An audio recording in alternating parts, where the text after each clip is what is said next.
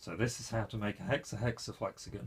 So you start with one of our sheets like this, which has got two strips that you cut out and you stick them back to back. So I've got a bigger version here.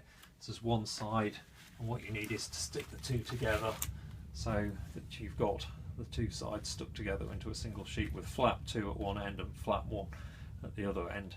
Noticed here I've got pink because I couldn't find any orange, but start with it like this. If we turn it round, you want flap 1 at this end face up, and you've got the primary colours. You've got red, blue and yellow, and now what we've got to do is fold it up into a shorter version to start off with.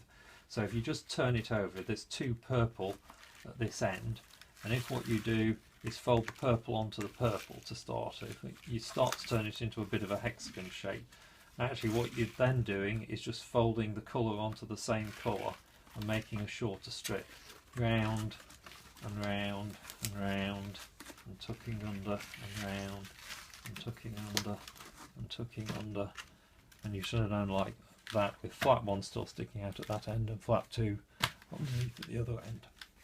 And what you've got is a tube that's a bit of a floppy tube.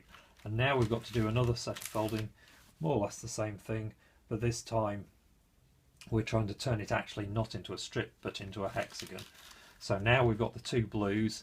You fold the blue triangle onto the blue triangle, and notice I've got half a yellow hexagon there. We're trying to make a whole yellow hexagon, and we've got two blue triangles, so we fold them one onto the other.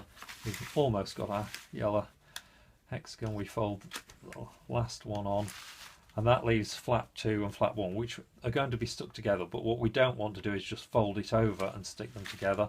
What we've got to do is tuck flap 2 underneath and then fold flap 1 back so that we're left with yellows on top, and then if we just stick those two together, ideally with a glue stick, what you've got is a final flexagon, which you can then flex by pushing together and opening up from the middle, and you change the colour, and you can keep doing that, and you'll find there are lots and lots of different colours, and that's how you make a hexahexaflexagon.